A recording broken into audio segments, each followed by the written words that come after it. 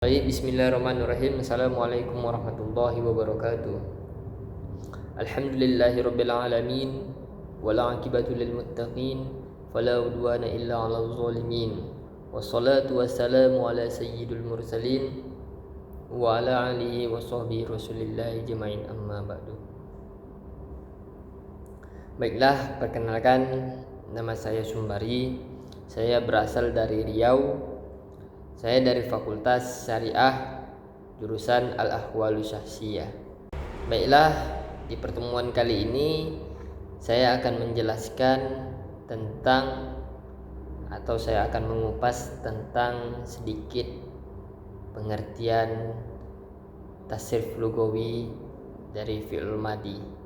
Sebelum itu kita harus mengetahui tasrif itu terbagi menjadi dua. Ada yang namanya tasrif istilahi dan ada namanya tasrif lugawi. Maka untuk pertemuan yang kali ini kita akan mengupas tentang tasrif lugawi dari fi'il madi.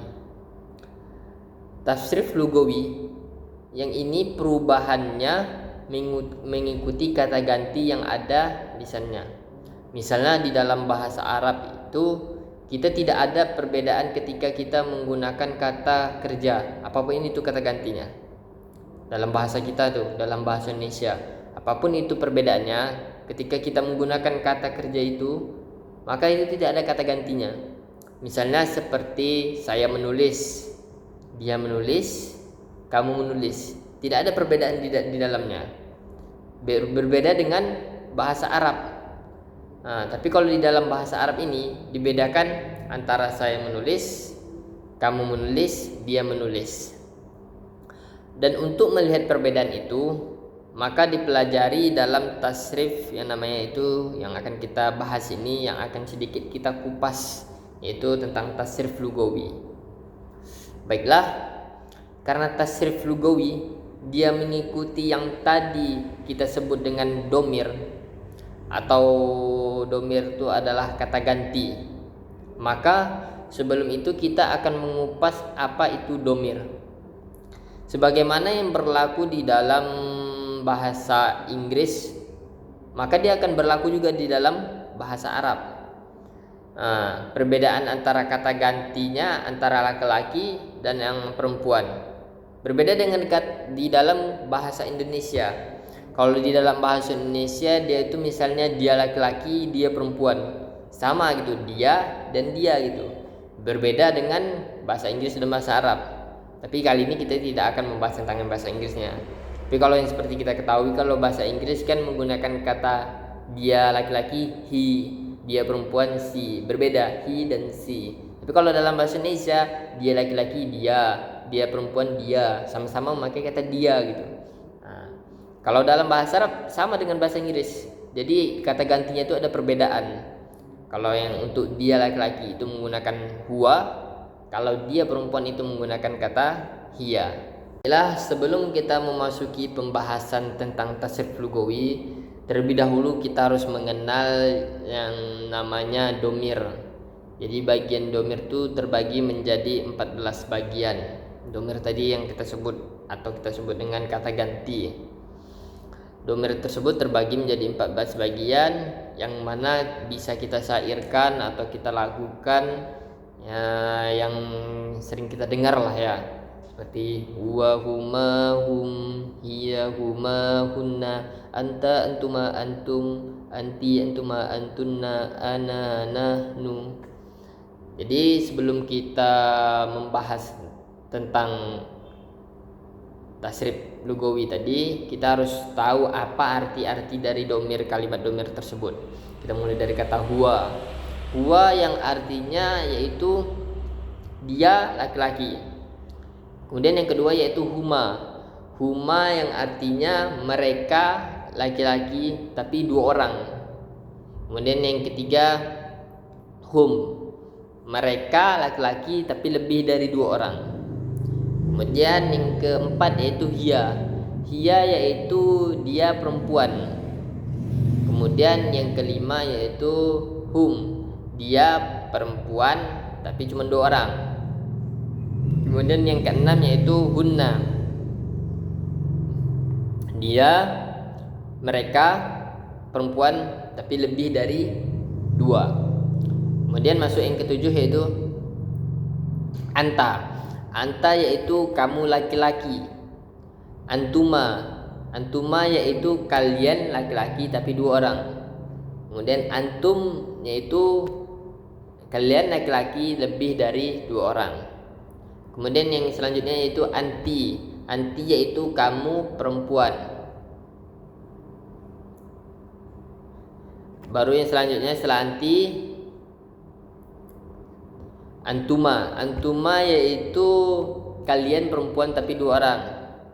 Kemudian antunna yaitu kalian lebih dari 2 orang. Kemudian yang ke-13 atau yang kedua terakhir itu ana yaitu artinya saya. Kemudian yang terakhir itu nahnu artinya kita. Baiklah, masuk ke dalam pembahasan tentang tasrif lugawi dari fi'il madi. Seperti yang kita ketahui, macam-macam domir tadi ada 14. Huwa huma hum, hiya huma hunna, anta antuma antum, anti antuma antunna, ana nahnu. Maka kita akan mengubah domir tersebut ke dalam tasrif lugawi. Kita ambil contoh atau kalimat dari kata doroba yang artinya memukul. Kalau semisalnya dia itu domirnya huwa, maka dia menjadi doroba. Kemudian yang kedua huma, maka menjadi doroba juga. Kemudian yang ketiga yaitu hum, mereka laki-laki lebih dari 2, maka diubah kalimat dorobanya menjadi dorobu, yang huruf ba-nya dikasih dhammah dan setelah huruf ba ada huruf waw mati, jadi dibaca dorobu. Kemudian masuk ke domir selanjutnya yaitu hiya, dia perempuan, maka diubah atau ditambah di akhir kalimat dorobanya ada huruf ta sukun menjadi dorobat. Kemudian huma, mereka perempuan 2 orang. Kalimat dorobat tadi diubah menjadi dorobata. Kemudian yang tadinya doroba menjadi dorobata, di akhir kalimat ditambah huruf ta panjang, dorobata.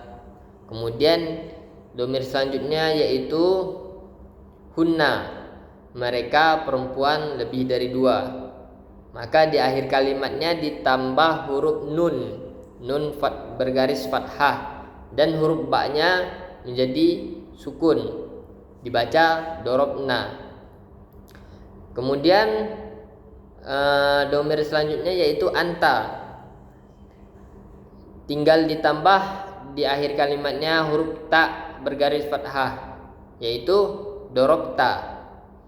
Anta. Kemudian yang ke selanjutnya antuma yaitu kalian atau kalian 2 orang, kalian laki-laki 2 orang, menjadi di akhir kalimatnya ditambah lagi dengan huruf mim menjadi dorobtuma. Yang awalnya tadi kalau misalnya anta dia sendiri dorobta, kalau dia kalian laki-laki 2 orang menjadi dorobtuma. Kemudian yang selanjutnya antum, jamak kalian lebih dari 2, jadi diubah yang dorobtuma yang tadinya ma-nya menjadi fathah sekarang menjadi sukun menjadi dorobtum. Kemudian domir selanjutnya yaitu anti yang tadinya antanya dorobta memakai fathah, kalau anti memakai kasroh yaitu dorobti. Kemudian yang selanjutnya antuma yaitu kalian perempuan tapi 2 orang, sama dengan yang tadi yang sama, jadi yang kalian perempuan sama laki-laki yang 2 orang tadi sama, dorobtuma ditambah huruf ma di akhir kalimatnya. Kemudian yang terakhir antunna bedanya sama antum, kalau antum tadi memakai huruf mim sukun di akhir kalimat, kalau Tunna itu memakai huruf nun bertasdid di akhir kalimat. Yang kalimatnya doroba menjadi dorob tunna. Kemudian yang selanjutnya yaitu ana. Kalau ana yang kalimatnya tadi doroba, maka ditambah setelah huruf ba-nya itu huruf ta berharokat dhammah menjadi dorobtu. Kemudian yang terakhir nahnu atau kita, kami gitu ya. Dari kalimat doroba tadi kita tambah di akhir kalimatnya yaitu huruf nun yang berharokat fathah menjadi dorobna. Jadi kalau kita tasrifkan semuanya menjadi doroba, doroba, dorobu, dorobat, dorobata, dorobna, dorobta, dorobtuma, dorobtum, dorobti, dorobtuma, dorobtunna, dorobtu, dorobna. Mungkin hanya itu saja yang dapat saya sampaikan. Lebih dan kurangnya saya mohon maaf. Saya akhiri dengan wassalamualaikum warahmatullahi wabarakatuh.